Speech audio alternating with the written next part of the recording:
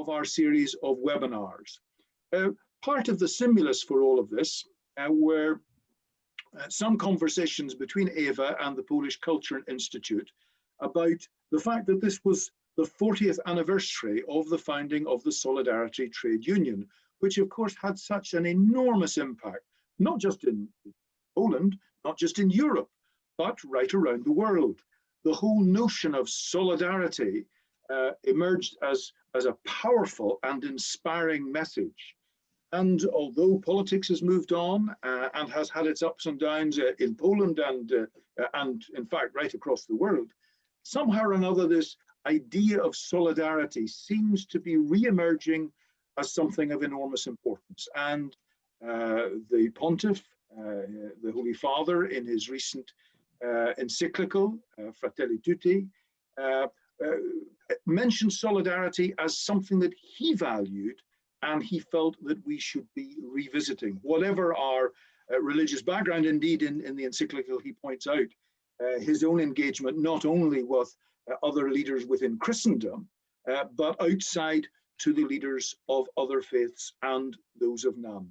So it's a very important idea. But today, we're going to be particularly focusing on solidarity, not just geographically or politically or with those of our own generation, but solidarity between the generations, and particularly thinking about next generations. As you can see, I've got a rather grey white beard now.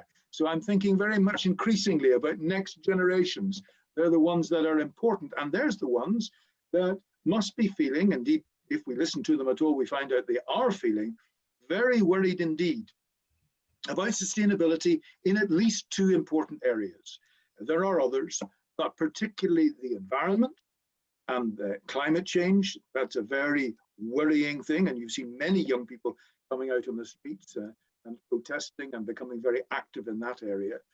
But of course, in even more recent times, on the financial front, as I look at the kinds of unbelievable figures, I mean, figures so large they're almost unimaginable, I think to myself, my grandchildren are going to be paying off the debts that the country is incurring. How on earth are we going to deal with these kinds of questions? And of course, this is all in the context of the pandemic, which is leading to us experiencing all sorts of difficulties, also some positive things. I mean, things like Zoom existed long before the pandemic, but we didn't really think to use them so much.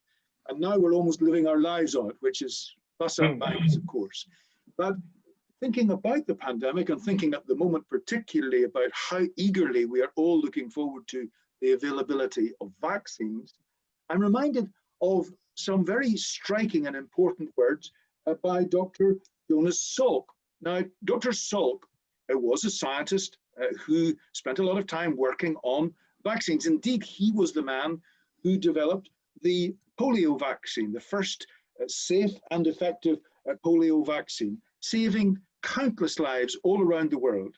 He was a very thoughtful man. Apart from being a great scientist, great medical scientist, he was a very thoughtful and inspiring man. And he gave an injunction which is particularly appropriate to our conversation today.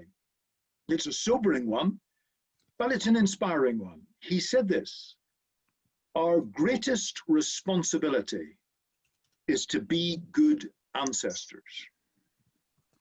So as we think about ancestors, we very often think about our own ancestors. What we don't think about is that we become ancestors. When our grandchildren arrived a little while ago, my wife said to me that it seemed very strange becoming a grandmother. And I agree, it is a strange kind of business. You find yourself not only having been interested in history, but beginning to become part of it. The important thing is that you become a good part of it, and that we do those things which ensure that we become good ancestors. And today we're going to think about that, because we're going to think about our responsibility to succeeding generations and how the generations can collaborate together. And I've got 4 colleagues to help me to do that.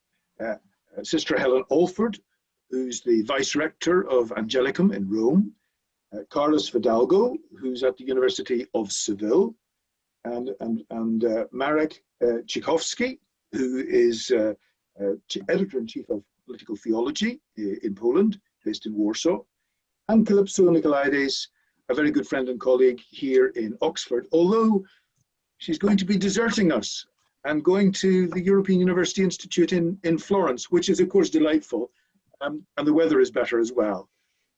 It's a delight to be joined by these four colleagues, and I'm going to introduce each of them in more detail. But what we're going to do is we're going to invite each of them to make a presentation for about 10 minutes on this subject of solidarity between the generations, with a particular emphasis and interest on environmental sustainability and financial and economic sustainability. I'll introduce each of them as I invite them to come forward. And the first of these is Sister Helen Alford. Now, Sister Helen studied manufacturing engineering at Cambridge and worked in various manufacturing companies, including Michelin, the tire company. And after finishing a PhD thesis on human-centered technology, she joined the Dominicans and went to teach at the Dominican University in Rome, the Pontifical University of St. Thomas, Angelicum. She's now Professor of Economics and Ethics and Vice Dean of the Faculty of Social Sciences, as well as Vice-rector of the university. And she's been researching on the impact of ethics and Christian social thought in management and corporate social responsibility. It's a great delight to have Sister Helen joining us. In ordinary events, I would now say you have the floor, but I guess for today, you have the microphone, and indeed, fortunately, you also have the camera. Sister Helen, we look forward to what you have to say. Thank you so much, Alderdice. It's a great pleasure to be here. I was very enchanted by the first session, which I was able to watch on the internet, and I think I want to congratulate the organisers on such an interesting series of meetings. I'm very happy to be part of it. And as you said at the beginning, we are here because it's the 40th anniversary of the foundation of the first free trade union in the communist bloc, named Solidarity.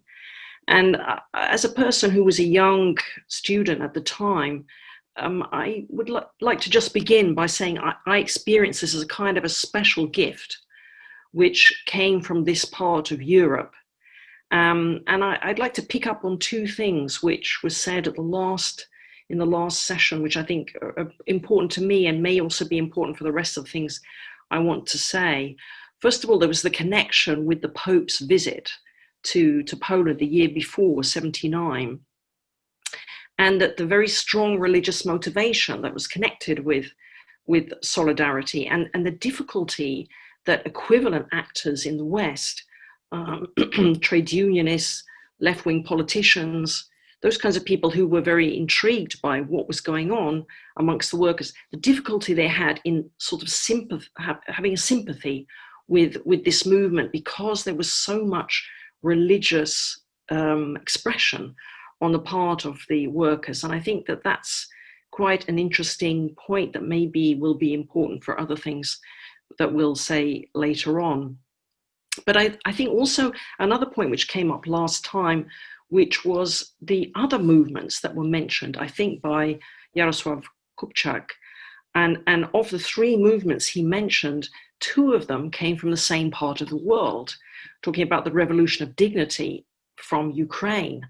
And I was able to go to the Maidan Square very shortly after the crisis had passed. And you could see all the makeshift chapels that were all dotted around the square, and how much the religious element had been very present in that revolution of dignity. And in fact, another interesting thing that I learned from one of the Greek Catholic bishops, so these are bishops in communion with Rome, but they are Byzantine Rite, important group in Ukraine. He was talking about how the young people who died in that revolution of dignity, they were the first young people to lay down their lives for Europe. And I thought this was a very, very that they're not actually part of the official European structures. You know, they had this ideal that was inspiring them so much, and also connecting, if we think in terms of solidarity, with this power of the powerless that we were talking about last time, Dariusz was talking about last time, this strength coming out of weakness, which we also now see in Belarus, completely weak student populations, women putting flowers in the guns of the soldiers, the same kind of thing occurring from this part of the world. So I feel like there's something special about this experience that this part of the world has. I mean, the only thing I can think of that's equivalent from the UK is a film, which I think is a very powerful film by Ken Loach called Looking for Eric. You know, if you don't know this film, I encourage you to watch it. I won't tell you what's in it because I think it's intriguing. But at the end, there's this kind of great action of solidarity amongst the really weak people in that film against a very vicious power that's got them in its control, and they managed to overcome it. So I think that this wonderful image that we get from this part of the world of weakness overcoming unjust strength, I think is so important for us. So anyway, this time we're looking at financial, economic, and environmental aspects of intergenerational solidarity. And so the first thing I would like to say is a sort of positive point on that, and then I'd like to come to something a little bit more complicated and maybe negative after that. But I think the positive development I'd like to talk about is, you know, when solidarity was founded in the early 80s, I think the feeling most people would have had about financial, economic development, especially with regard to poorer countries, and the question of environmental protection or development, if we can use that word here too, these two things would have been seen as at least in tension, if not in direct conflict with each other.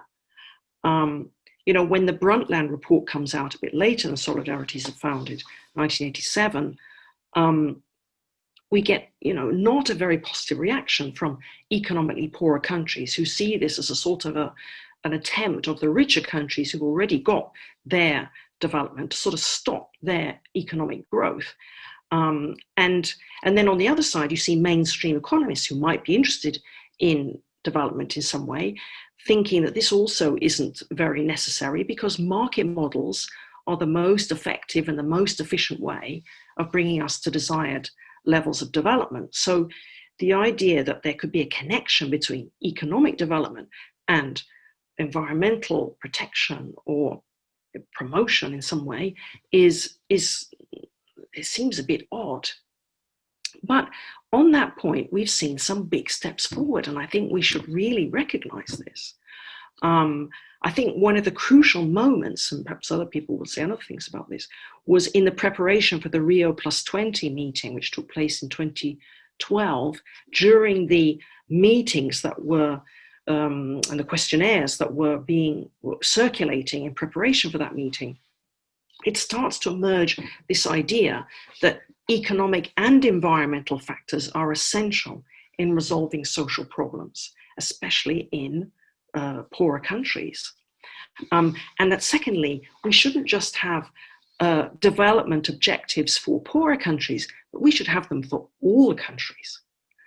And so this starts a complicated process of development, this idea, and eventually reaches its kind of flowering in the 2015 meetings, the Agenda 2030 meetings, and the 17 Sustainable Development Goals, and as well the climate accords from the same year.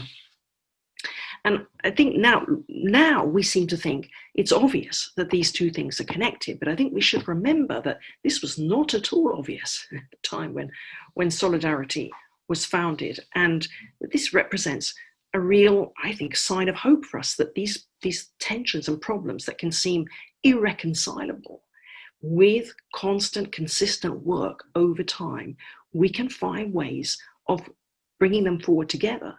So, you know, now you'll see all the big businesses have sustainable development goals in their strategic plans. But investors are more and more using environment, social, and governance factors in their investment strategies. And of course, we have this wonderful, beautiful image, I think this is the best way to capture where we are now, of the donut and the donut economics coming out of Oxfam, now carried forward by Kate Raworth independently, but she started her work in Oxfam, with this idea that we have the social minimum, that's the inside of the donut, which we have to reach, but then we have the environmental maximum, which we shouldn't overshoot. And so instead of our economies being about growth, our economies should be about staying in the donut.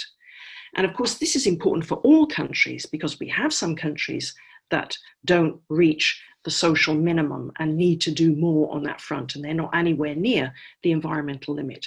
But we have a lot of countries which have a social minimum, but they're way over the environmental ceiling, and a lot of other countries that are lacking on both fronts. They have problems on both sides. So the important point, though, is that we can have both of these things on the same page, in the same diagram, talking about them together. And I think this represents a very, very positive development in terms of these two issues. So my second point, a little bit less positive, is the whole question of intergenerational solidarity. And you yourself, John, just talked about how it should be especially thinking about future generations.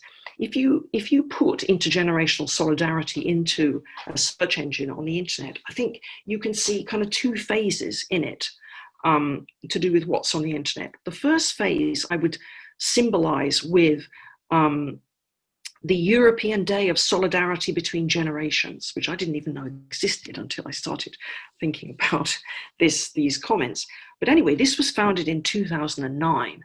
And if you look at the groups that are behind it, they are all groups to do with pensioners, with the more aged people in our communities. So I think we could see this earlier phase of concern about intergenerational solidarity as about participation of older people, and from the generation of people like my own, the boomer generation, which is coming into its prime at that time, thinking, how are people going to pay our pensions in the future? So we're thinking about ages of going into retirement, and how to handle the sustaining of older people. We get in 2012, the European Year of Active Aging. So there's a big concern at that time about older people and their role in the community. But then it starts to change. We start to see the kind of issue that you were raising, John. About 2011, we get the Foundation UK of the Intergenerational Foundation. And that's much more focused on the problems for young people and how young people are being, in many ways, sacrificed by people who belong to my generation. I come from the end of the boomer generation, as people who talk about these things would say. And we can give two particular examples about that. When the UK government had to introduce a lot of welfare retrenchment as a result of bailing out the banks in the financial crisis, that the weight of that retrenchment fell on families and young children. A lot of children went into poverty who hadn't been in poverty before, whereas the older sections of the population were more protected. The famous triple lock that we have in UK on pensions, that was maintained. Of course, nobody's against maintaining the livelihoods of older people, but it was disproportionate, the effect on younger people and families. And then at the same time, 2010, student fees get tripled. So students suddenly find themselves being laden with debt, which they didn't before. I mean, when I went to university, not only did you not have to pay for it, but you could even get grants from the government to help you study there. And then at the end of your course, you would have all these big companies coming to the university on what was called the milk round, offering you jobs, secure jobs. And this is sort of a dream for young people today. Recently in September, I just saw a book came out with the title, OK Boomer. So talking to me, OK Boomer, let's talk, how my generation got left behind. So I think in that regard, I think we can see something's kind of gone wrong in intergenerational solidarity. You know, there was this idea before that people invested in their children and their children were somehow crucial to their own development. And that seems to be breaking down, that idea in my generation, in the generation to which I belong. So my last comment is really just about this Pontifical Academy of Social Sciences, which I just joined as a member. And I found, looking at their staff, that they did a project on intergenerational solidarity, which finished about 2004. And I just mentioned one or two comments from that. The key word that they used in their study was interdependence, which I think is kind of slightly kind of antiseptic word. And I think was much better the language that was used in the session last week, or the last session that we had in this series, talking about sharing weakness, where we get this sense of the suffering that's involved in that dependence on each other. But still, interdependence captures it in a sort of scientific sense or academic sense.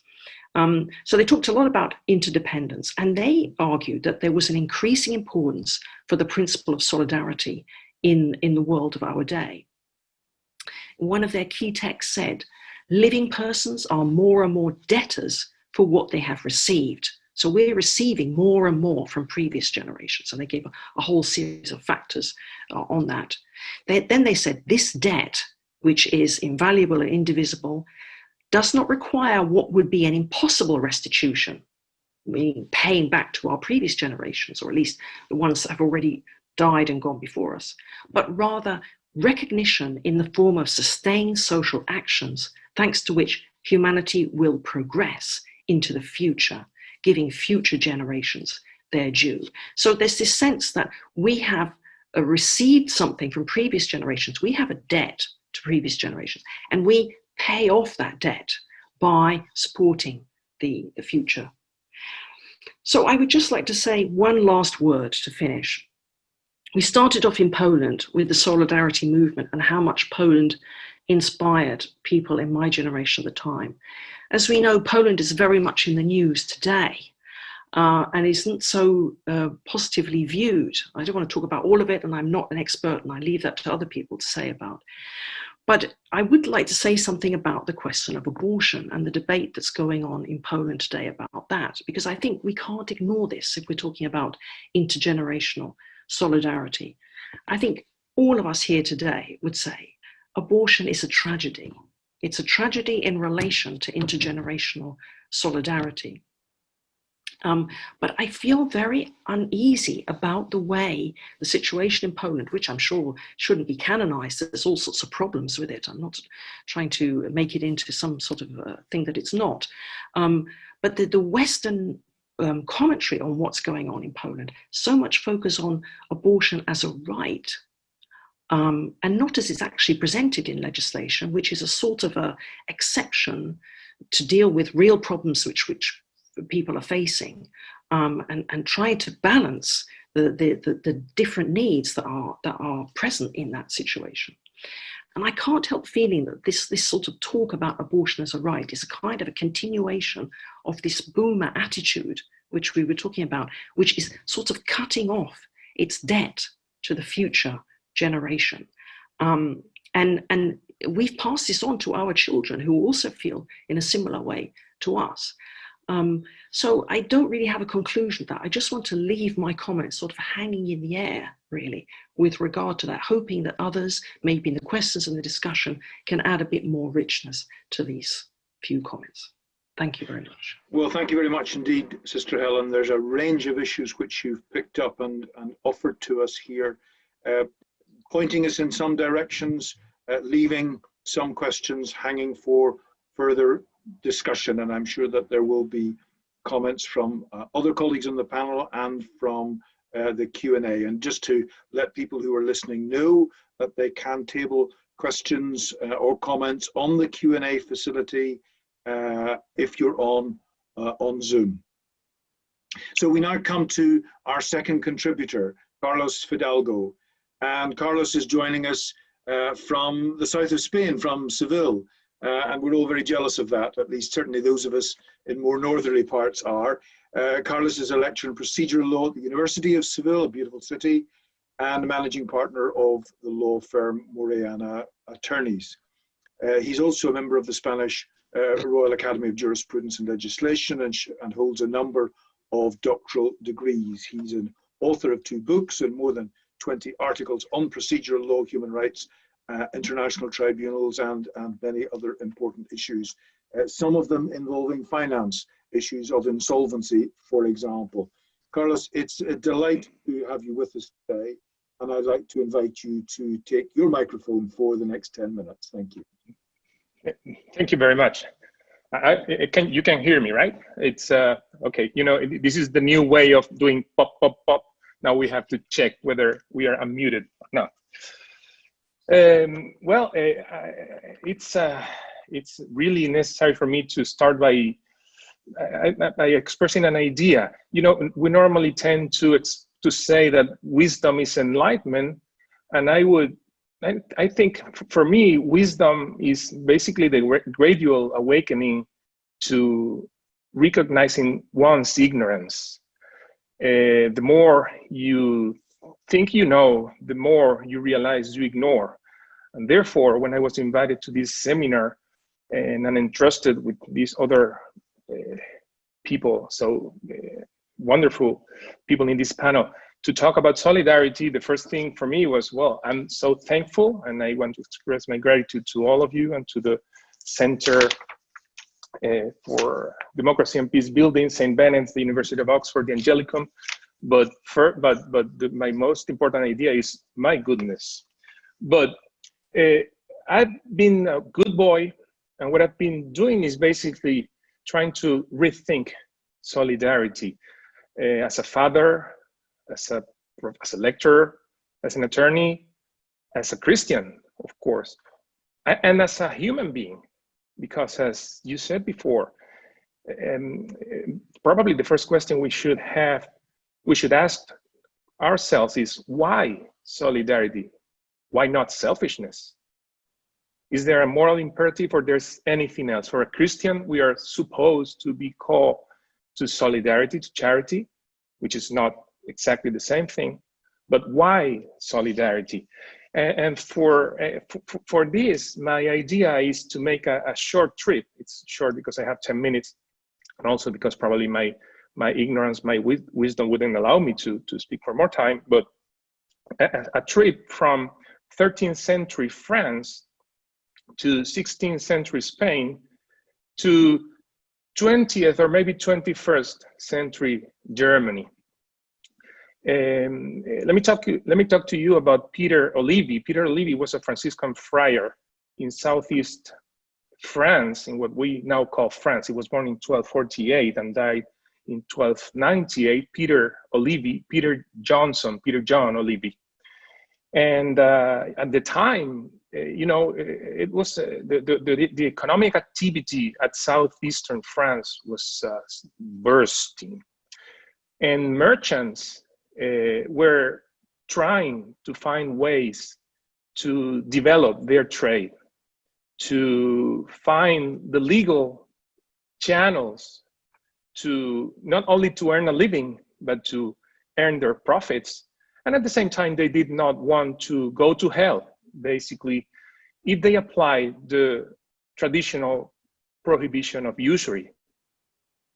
Okay, you may remember both the biblical injunction of usury, which was eventually, which ended up being equivalent to basically a prohibition to apply any interest at all to any commercial activity. It's not so simple, of course. But Peter John Olivi, at that time, where basically everyone would say that that was the rule, no interest at all, he wrote not only theological works, which made him, you know, be taken off his chair and then reinstated, and then dying in sanctity, and then having his tomb desecrated 50 years ago after his death. I mean, you know, it was an incredible life and even an incredible death.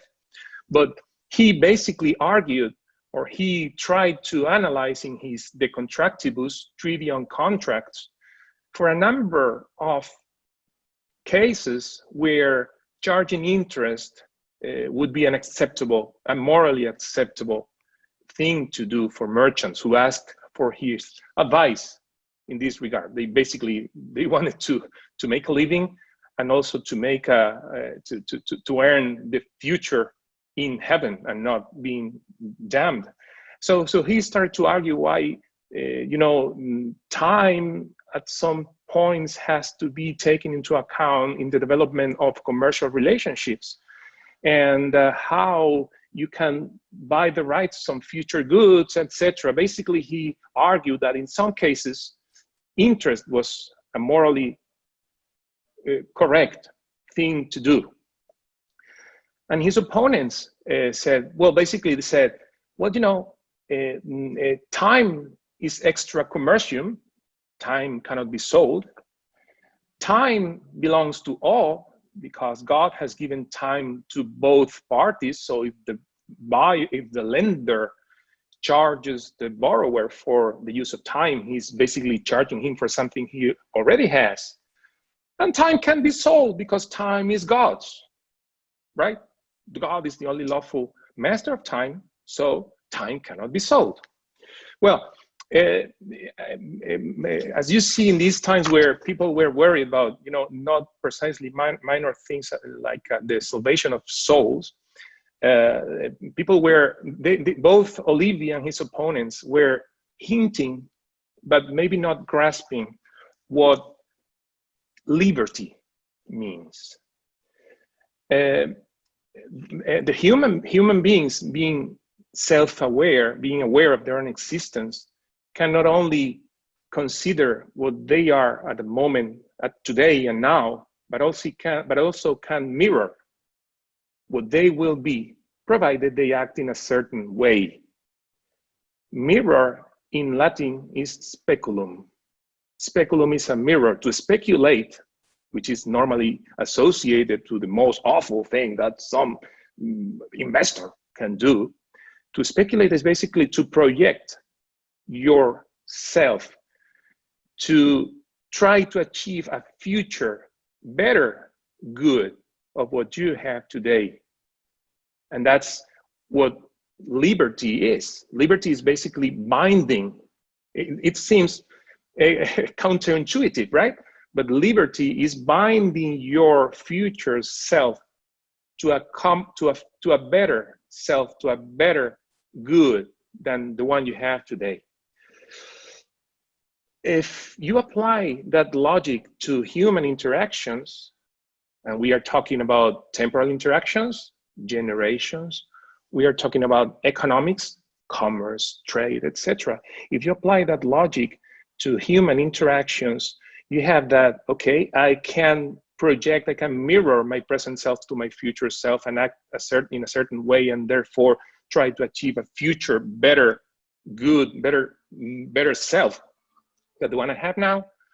But if we join forces, we can basically, if we both exercise our liberty and bind each other in solidarity, if we aim for a common and better good, we can achieve more than we can achieve on our own.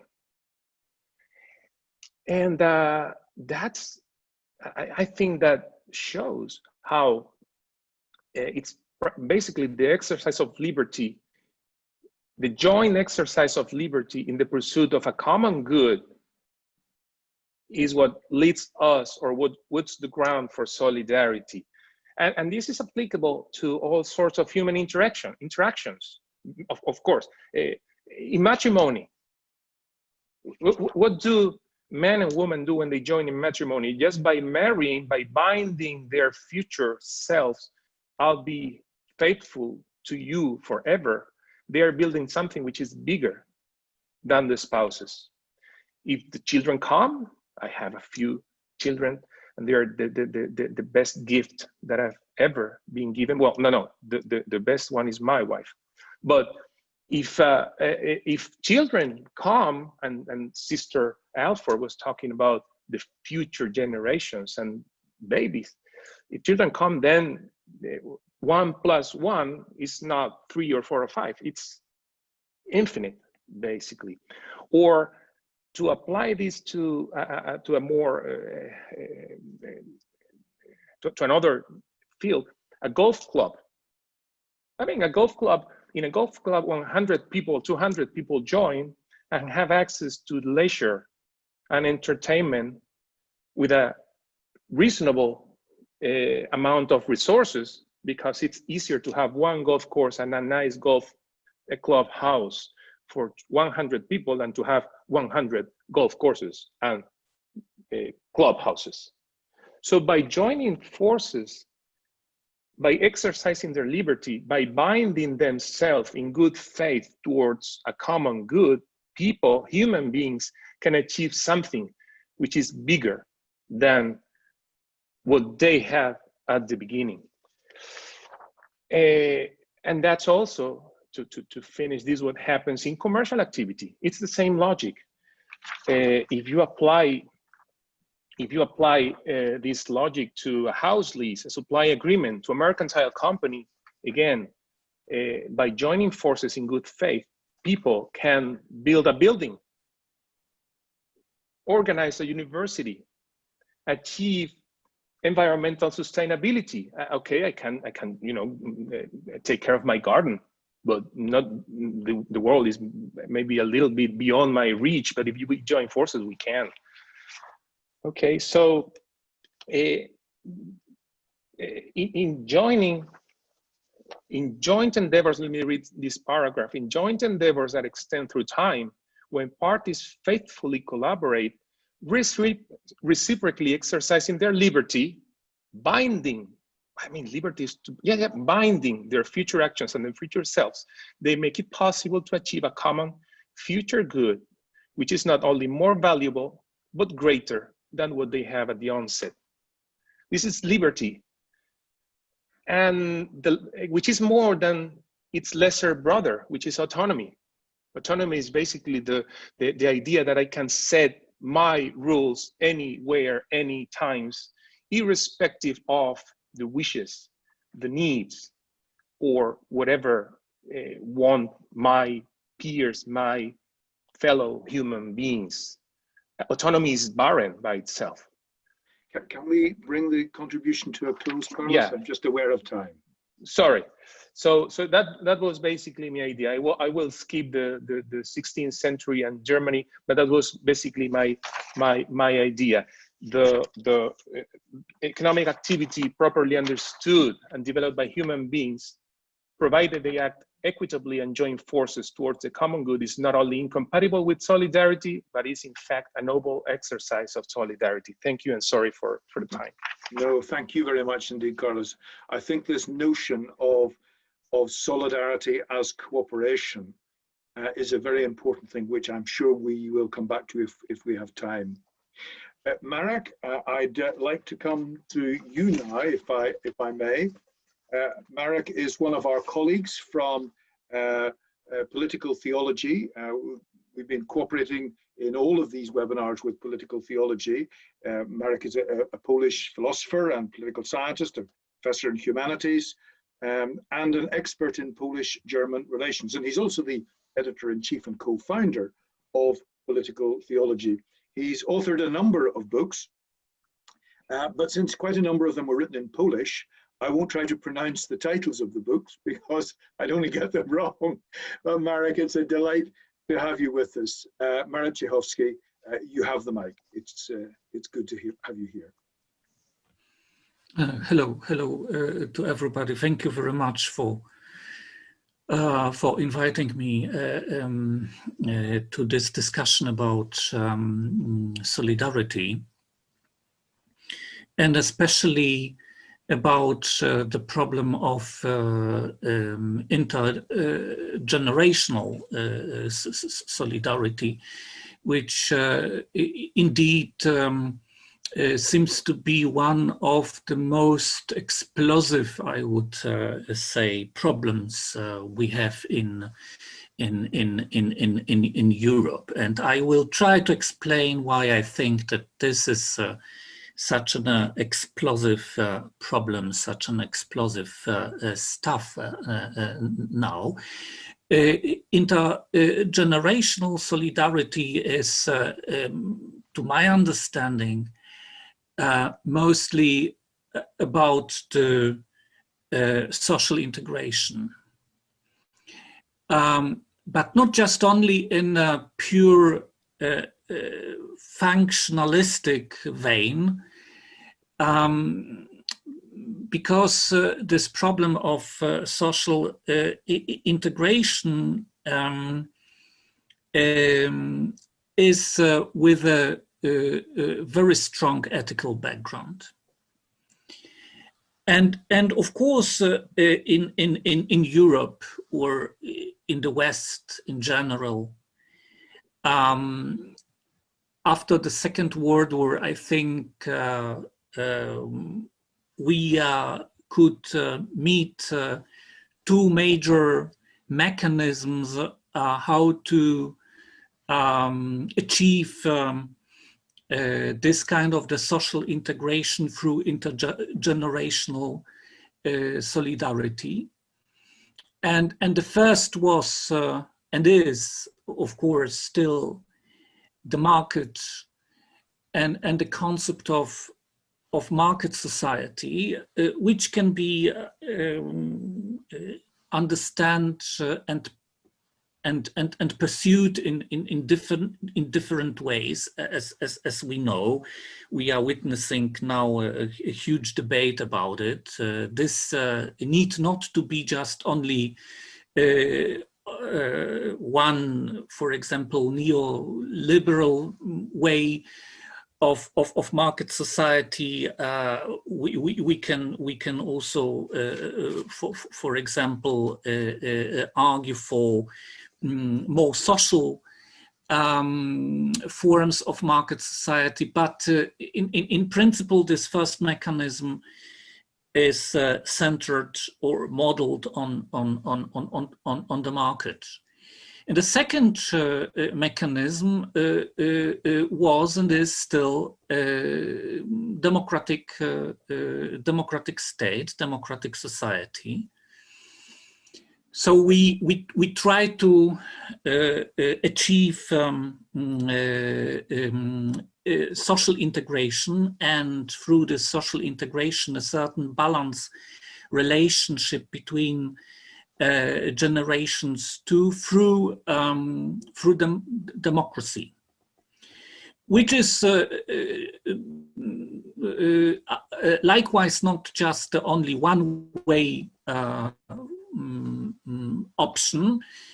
Within democracy, we have also different forms, majoritarian democracy versus, for example, constitutional democracy, and of course issue movements, and in general civil society is a product of democratic state too, as a mechanism to achieve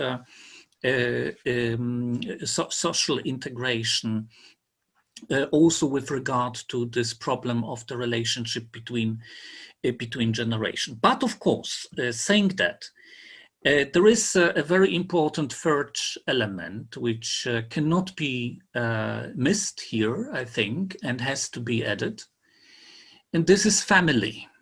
And even in the introduction of Lord Alderdice in the very beginning, we could hear that talking about intergenerational solidarity, we talk at first about our children, our parents. So family is the first point of the reference, natural point of reference, when we start to talk about intergenerational solidarity, because family, in fact, is, let me to say in this way, maybe the most important field where we practice intergenerational society. and where we can in person directly experience that this kind of intergenerational solidarity is a tricky thing. It is not simple to have it.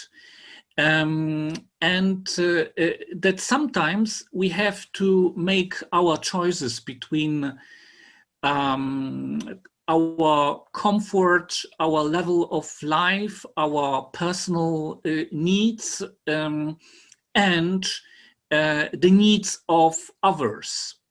We want or we feel to be needed to be devoted to. Family is a very good example. What already in the 19th century, I like this example. Sorry for that, but I cannot resist. Giuseppe Mazzini told that we cannot just build our life, and especially we cannot create a society only on the concept of rights. We have to add to the concept of rights the concept of duties.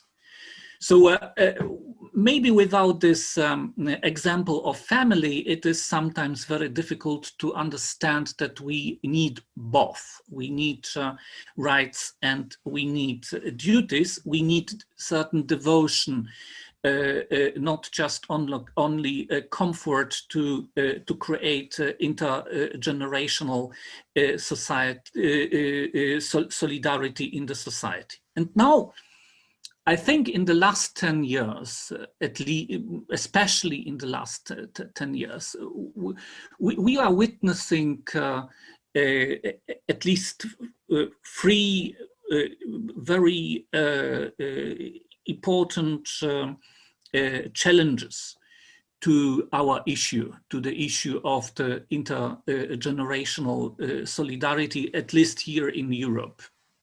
But I think that this is also a problem beyond just only this frame, or this European frame, and this is probably also in a wider prism, a global problem too. But being focused on Europe, these three challenges. First, it was already mentioned. This is financial crisis. Financial crisis undermined heavily and decisively the belief in functioning of the old established mechanism of creating of intergenerational solidarity in European societies. Debt is a symbol of the lost balance between generations, and this perception that on the one hand, the perception which was created by this crisis, financial crisis, that we have on the one hand the smiling German pensioners making at least twice a year their holidays somewhere in exotic warm countries, and on the other hand we have young generation unemployed and without any real perspective in society. This perception created by the crisis was a sign that this belief in the mechanisms, established mechanism of creating intergenerational solidarity is undermined. And so far I understand the situation now in Europe, some years after the outbreak of the financial crisis, still we have no convincing response to this lost confidence.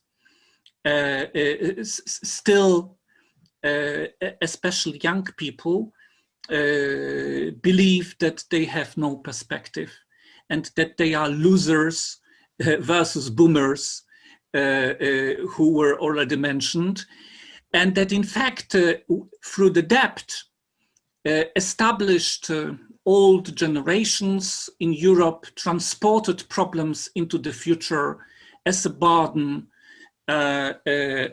given to the next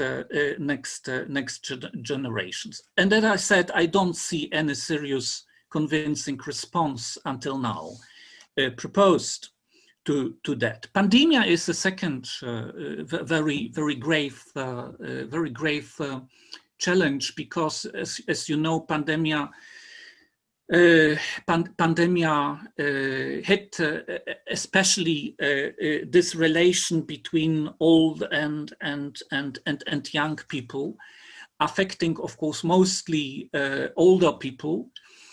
And the reaction to pandemia of many governments to close economy, to close, by the way, many possibilities, which were very important from the perspective of young people, creates new tensions. Of course, this situation creates also a chance to create solidarity, to build bridges between young and old generations in the situation in pandemia. Here in Poland, we have a very interesting movement of young people to help old people by providing them with needed things in a situation of isolation and threat of being infected. I wonder if we could bring the remarks to a close soon, Marek. Yes, so that we can move on to the next. This is just only one last point left: climate, climate, environment, because you asked about this aspect specifically, and I think this is the third very important challenge.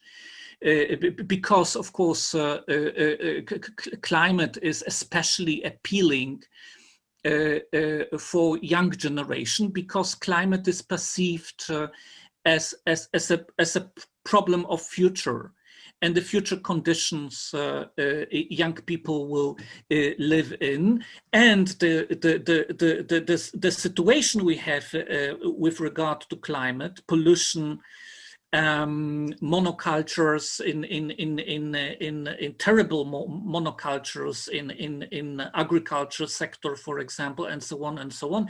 This all is perceived as a sin of old generations, and we have here two reactions. I think one is revolution. And we can observe it in some climate movements, and the other option is the transformation, and this is exactly what the European Union or the European Commission tried to point out, starting the discussion about what is the just transformation when it comes to New Deal, to the Green Deal, and to the climate issues. So, as I said, I think we are now confronted with at least three very important problems: undermining, questioning the established mechanisms of creating social integration and intergenerational solidarity, and these challenges have to be responded in the near future rather quickly than later. Thank you. Marek, thank you very much indeed for mapping out for us these three important areas of profound tension between the generations. And we now come to Kalypso Nicolaidis, Professor of International Relations at the University of Oxford and a member of the governing body of St. Anthony's College. Kalypso has developed an enormous international reputation for herself and also following, not just because she is an excellent teacher and researcher and publisher, but also because she brings a fascinating way of exploring the questions. Recently, she published a book last year, I think, if I remember rightly, Exodus, Reckoning, Sacrifice, Three Meanings of Brexit. What was very interesting to me about the book was that rather than simply looking at the tensions that were emerging in Britain, of course, but more widely than that, from the context that one might have expected of a professor of international relations, the current politics, she went back to the mythology of long past generations of Greek and Roman mythology and pointed up how these stories from the past were much more than stories from the past. In a sense, what she was pointing out was that myths are not stories about things that never happened, but stories about things that happen all the time in every generation, and therefore sometimes help to elucidate for us what is going on when we're struggling and puzzled, and as Marek would say, in tension about things. So it seems to me a perfect person to invite to talk about the connection between generations, not just recent generations, but the insights that sometimes come from long past generations and bring them to the next generation, which of course he spends a lot of her time teaching, not only in Oxford, but far afield. Kalypso, it's always lovely to spend time with you and listen to what you have to say. You have the mic, and we look forward to your contribution. Thank you.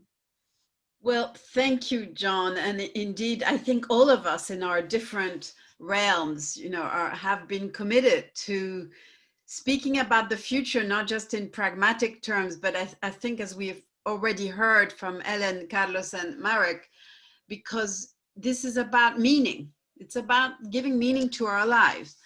And so solidarity is kind of at the intersection of so many things. And we've already heard, brilliant insights.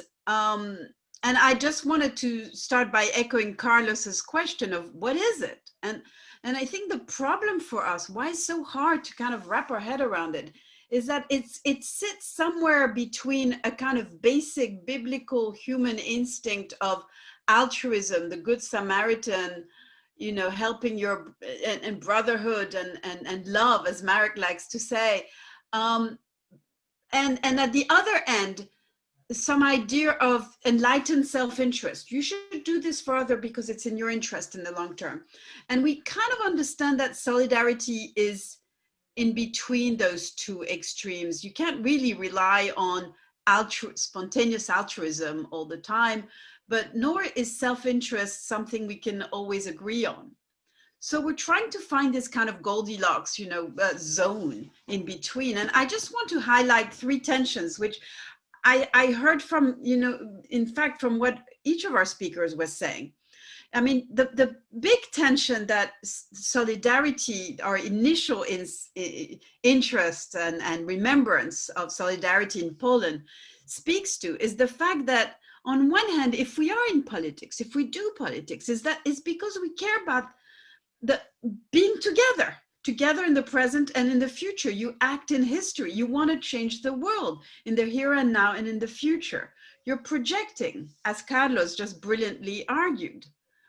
Yes, that is true. But at the same time, we live in a tyranny of now. Tocqueville said it very well. The more we are in a democracy, the more we do, because people care, the masses. If you don't have lots of money and room and food and you don't have to care about those things, it's a luxury. The future is a luxury and the other is a luxury. So democracy is short-termism. And even Marek's market society, well, that's, especially when it's our financial market, it's super short-termism. And indeed, we could say that short-termism is at the root of today's crisis. Climate change, we all talked about it, or the lack of planning for a global pandemic. And yet, where we are today is that increasingly we hear the call for long-term thinking, right? And you have all these in various countries, ministers for the future. In Wales, we have one here in Britain, but in many countries, we know that, and the whole of humanity is talking about the long term. So maybe here is an interesting development in that tension. But the second is the tension I wanted to bring out from what we've said is that talking about the long term and talking about intergenerational is not necessarily the same thing. That, you can be older, like most of us on this panel, at least myself, and we can have white beard. Well, I don't have your beautiful white beard, John, but we all are at moments of our lives where we want to become ancestor. I love the phrase, not just being, but becoming. But as Marek just said, well, it's a bit tricky.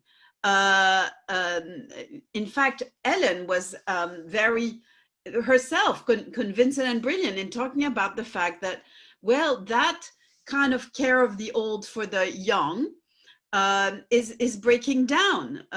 She talked about young people being sacrificed, right? And I've myself written about the fact that under COVID, we're increasingly scapegoating the young, both in terms of what we're doing to their lives, the COVID generation, but also in terms of the memes that go around, that these are, selfish young people who don't care. And I believe that this is totally untrue for their huge majority. But it's interesting, where is the older, laying on this kind of spectrum? But at the same time, of course, our young people often do live for the short term. And yet more and more they're becoming political activists. So there's a question, what proportion of the young generation care about the long term? And what about caring about the next generations that are not yet born? Who cares most, us or our children, for those who are not yet born today? I leave it to questions, although there's interesting work in social science on these issues. But I think what is common, whether you're old or young, whether you care about the short term or the long term, is that it only works if you can imagine what the future looks like.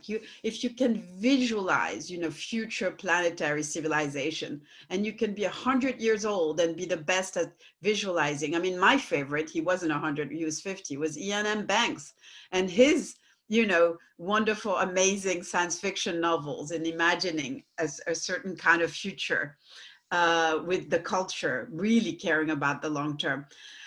So there is this question, the second tension between generations and between long-term short-termism. And the third one that I want to spend a few more minutes on, because we've hardly touched on it, is how do you scale up? I think Helen, Carlos, and Marek were all, and you, John, you were all, of course, anchoring what we have to say today from our individual experience. As we've just said, how we project ourselves.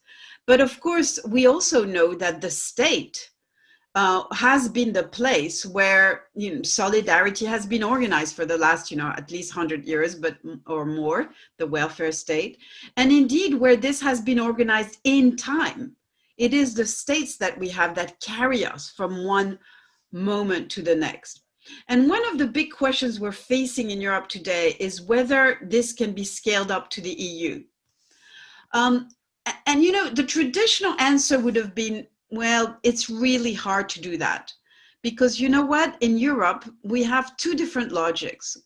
When we have a demand for the EU, it's a functional logic. It's because size helps. It's more efficient. But when you come to politics and solidarity, it's about community and identity, and it's the national. And those two things kind of come in tension, right?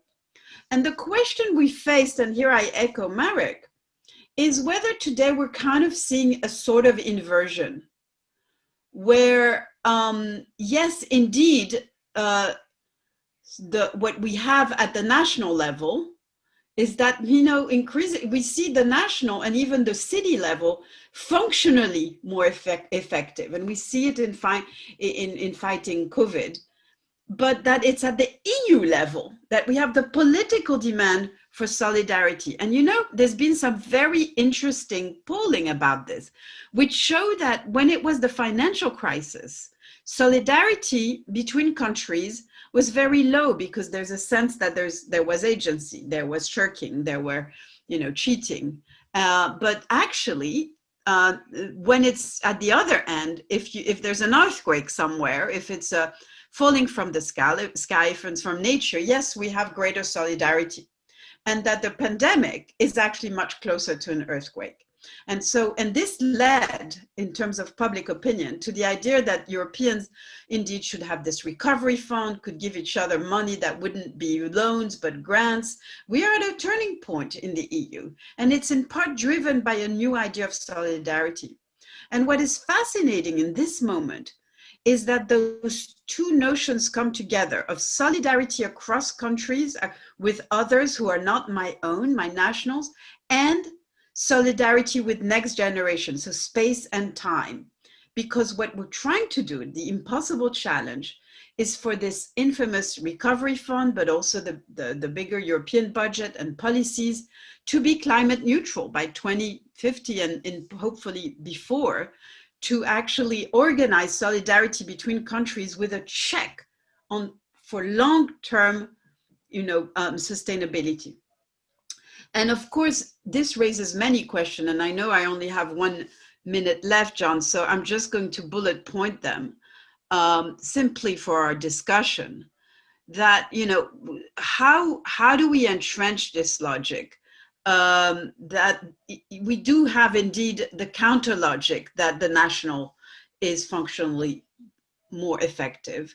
That yes, there might be some, empathy, altruism, sense that countries were hit, not their fault, but is there really a sense of community in Europe? Are people ready to organize the debate on short-term sacrifice for long-term gain at the European level, when we have very different notions of risks and family? Can that be done? And really, how, if you want to de-border, as we say in the jargon, burden sharing, how do you deal with the fact that there is a fear that other countries may still shirk, that they'll use the money for today and not for tomorrow? How do you check on that? And this requires a lot of transparency and democracy. And sadly enough, we're not seeing a very great democratization of the use of these long-term funds. I'm being very concrete here.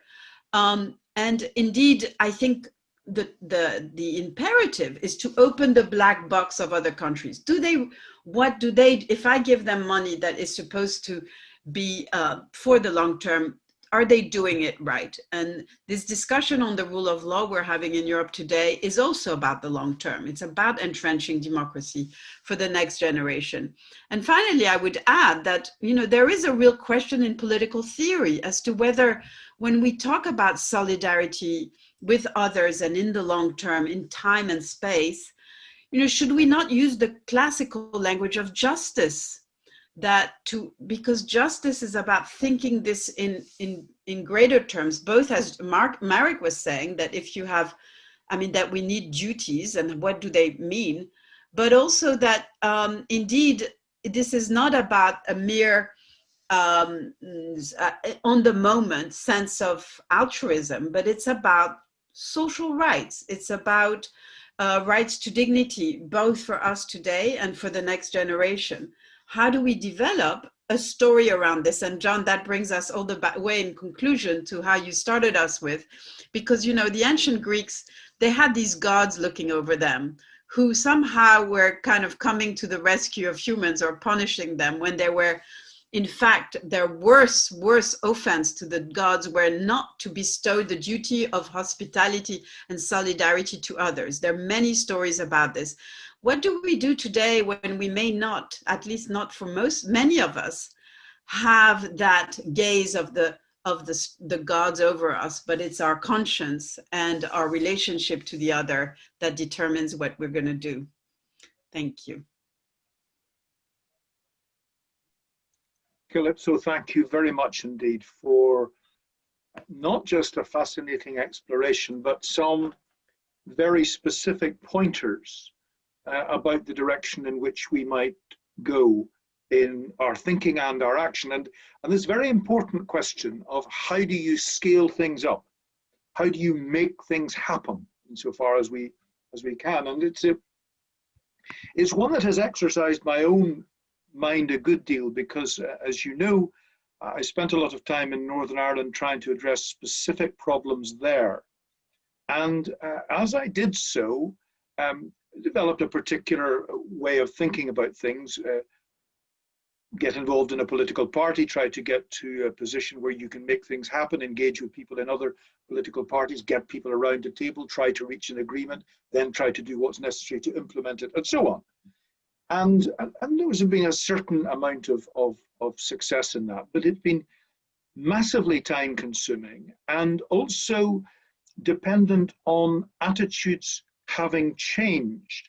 In that case, because of external circumstances. So, for example, we had a generation that had come to a hurting stalemate where both sides knew that they couldn't win, they couldn't be defeated, and yet their young people were being sacrificed to the cause without any outcome that was successful. So when I began to think about how any lessons that might have been learned might have relevance to somewhere else, realizing the incredible length of time and effort in a very small place, with huge amount of leverage being exerted on it by the European Union and the United States of America, as well as by others, I began to try to think what can change or what can motivate people to do things.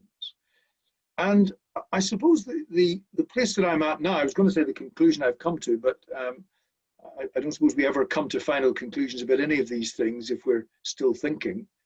But the place that I've come to is thinking about how, if there are values and ways of understanding things that can be sufficiently interesting, exciting, that people can get enthusiastic and passionate about, particularly the people who usually get passionate about these things, young people, but not exclusively young people, then they will begin to make the change. And it seemed to me that there are a number of ways that we've come to think about things which we think to be true, and they may not actually be true at all.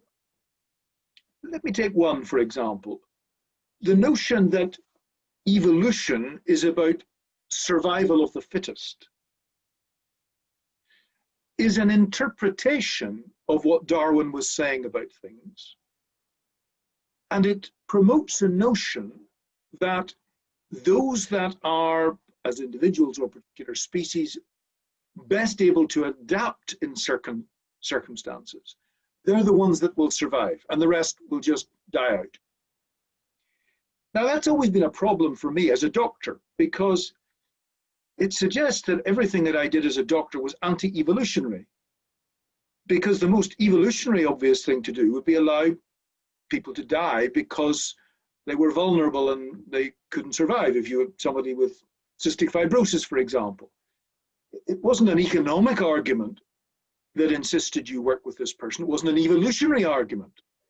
It was an ethical argument. As Carlos was saying earlier on, why shouldn't we just be selfish? And one of the problems is that it seemed as though science was telling us that selfishness was the way to survive, that economics was telling us that self-interest was the way to make a better society and a more profitable one. But one of the things that seems to be emerging for me, not just in the conversation today, although that's important, but also more generally, is the notion that actually it's not the fittest who survive, it's the ones who can cooperate who survive. That societies work not because each individual does what they feel like, but because whole groups of people decide to come together and find ways of working together, and not just as individual human beings. I remember speaking, I've spent quite a lot of time thinking about and working with First Nation or indigenous people in various places. And I remember one indigenous chief on the west coast of North America saying to me, I'm getting very fed up with these environmentalists. And I said, well, why is that? Because indigenous people are famously concerned about the environment and how much damage the rest of us are doing to it. And he said, well, they're trying to stop me hunting. I said, yes. He said, well, I had a conversation with this environmental official, and I said, why are you trying to stop us hunting? We've been doing it for thousands of years. And he said, well, I'm trying to protect the environment. And the chief said to him, I'm part of the environment, and you're not protecting me at all. And what was really interesting was that perspective that we are part of our environment. We're not sitting up here looking down on the environment and saying we must do this, this, and this. We're part of this environment. And this notion of relationships, of cooperating not just with each other, but cooperating with the environment that we inhabit, cooperating with the wider universe of which we are in an infinitesimally small part, it seems to me mirrors or shows us a set of values or meanings which can begin to bring a very different perspective on what we're doing.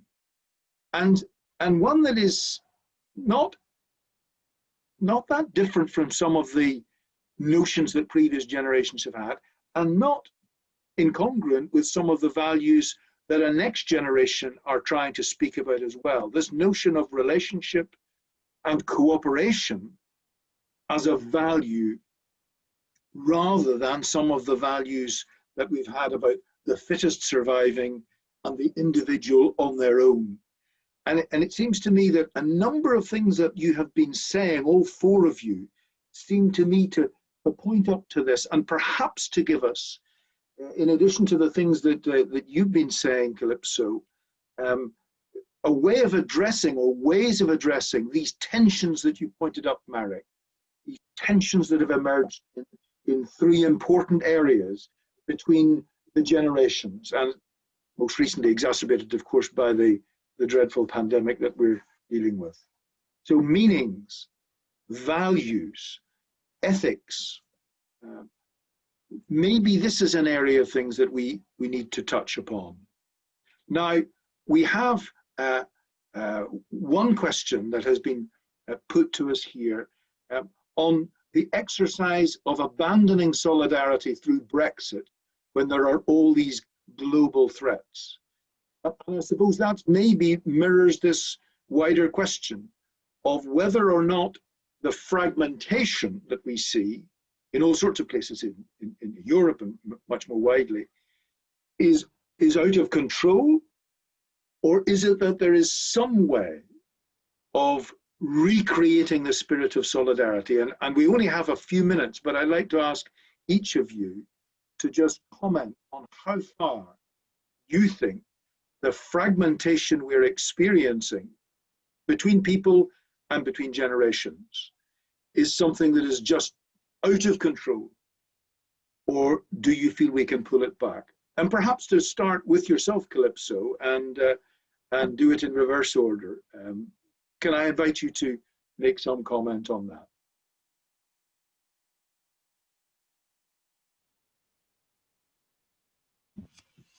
Sorry.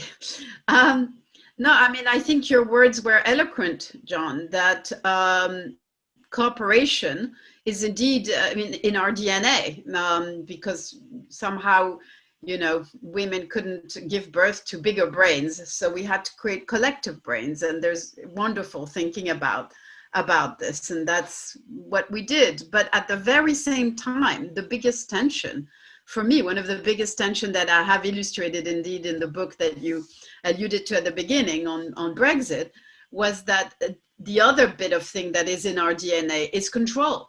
That, you know, gatherer hunters, they wanted to control their bit of the forest, and that's never changed ever since then. And it's especially gendered, actually, if I may add a dimension to this, because we've spoken about generation, but there's also different tendency, of course, and as a doctor, you know so well that you can't caricature these differences, but control is quite a male thing, although we all have it. And so, you know, the greatest challenge, I think, for us today is to reconcile this yearning for turning our societies to the long-term future, to the good of future generation, not necessarily as entirely belonging to the side of cooperation, but also it's about control. It's about taking control of the effect we have on the planet, on the hunter and on the environment. And I mean, in a way, we are out of control. We don't control the impact that we have beyond us. It's, you know, economists call this externalities. That's all very nice and jargony, but it's an externality is something that you don't internalize by definition, so you don't control it. And the EU and method is also about taking back control collectively. So this distinction is subtle, but I think our young generations understand that in order to take back control, to borrow that phrase, of our impact on the future of this planet and therefore the future of humanity, we need to cooperate. That's the conundrum, right? Thank you very much for mapping that out so crisply and clearly for us. Marek, can we come to you? Well, I think that, of course, abandon of solidarity can be explained always in a way of political selfishness or sometimes political realism. But the effect of this is that you cannot be the part of certain community, and I think that this is exactly what has happened in this case of Brexit. And if we want to remain in a certain community, we have to be capable of creating new mechanisms of solidarity, which means a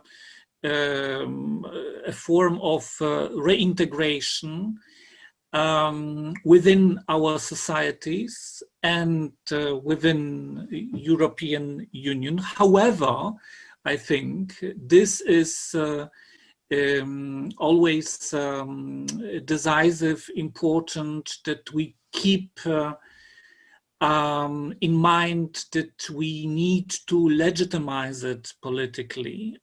We cannot impose, we cannot force solidarity. Solidarity, which is the effect of such an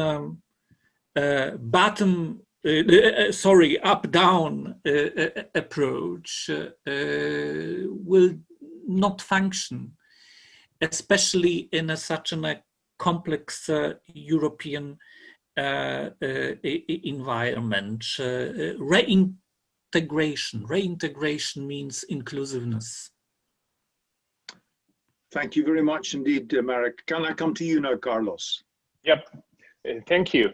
Well, it's been so interesting to hear all these comments. I would simply say that, as I was trying to express, liberty is the impulse towards the good, and the joint exercise of liberty is what projects us all towards the good. That's why liberty, I said, that is more than its lesser brother autonomy.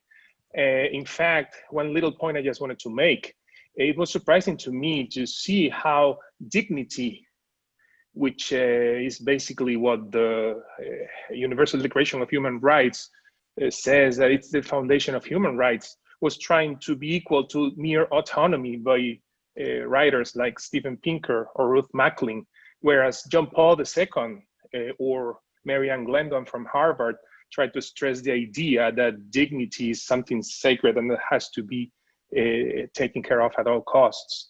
I think that that's an important point. And just the last thing, the idea of stewardship towards the environment, towards the future generations. Thank you very much indeed, Carlos. Sister Helen, can we come to you now? Thank you. Thank you very much for all these really illuminating. I think what I would say, and it's a bit picking up what Kalypso said, that we need to recognize a kind of duality. She talked about tension. I would say also duality, that, for instance, our individual good depends on the common good. And if we want to live in a peaceful society, if we want to live in a society that has possibilities for all of us, we need to somehow support that development. And if we look at the happiness literature, for instance, all that really focuses on how our relationships are really crucial to our own sense of well-being. So we have a lot of data which shows that we have this relational side which can connect us to the common good.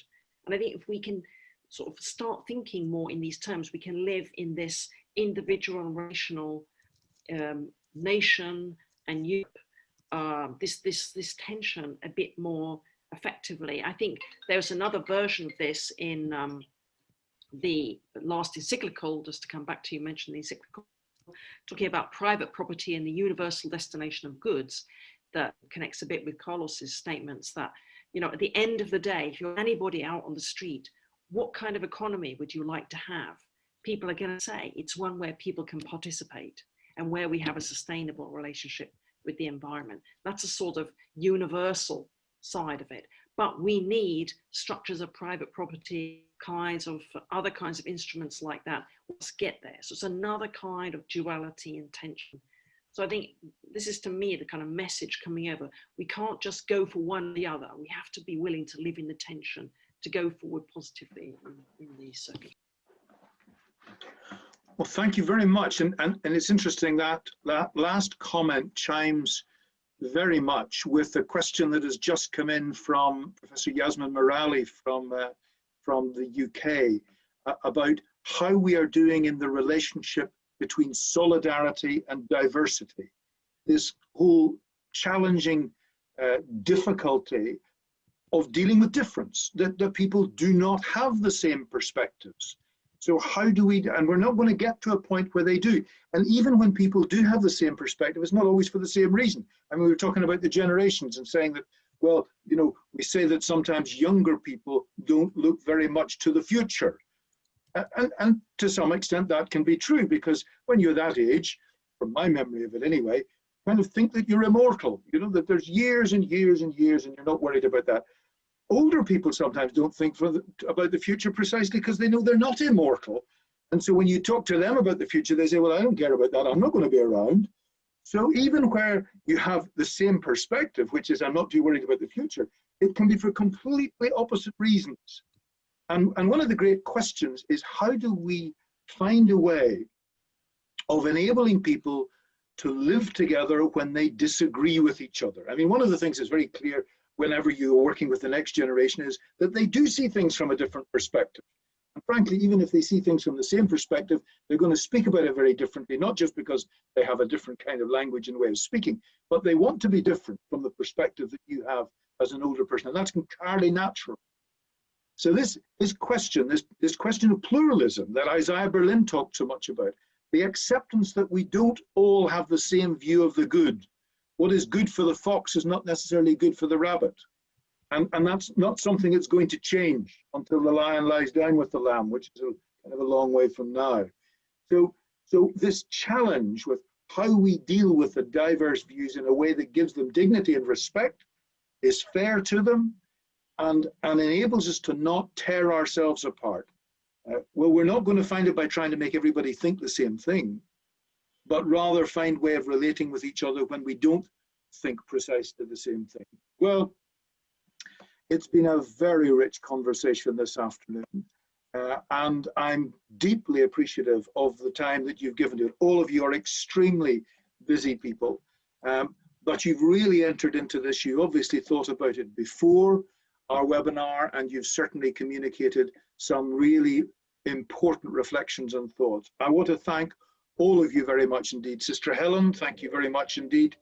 Carlos Fidalgo, Marek, Cichocki, and Kalypso, Nicolaidis.